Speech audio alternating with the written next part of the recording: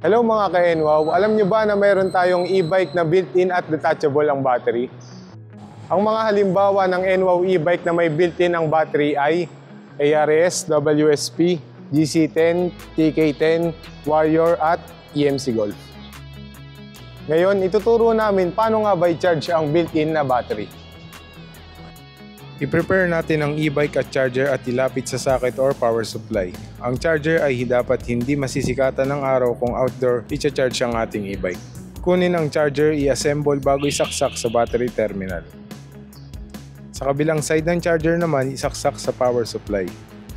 Hintayin na mag-red ang indicator sa charger na ang ibig sabihin ay nag-charge na ang battery.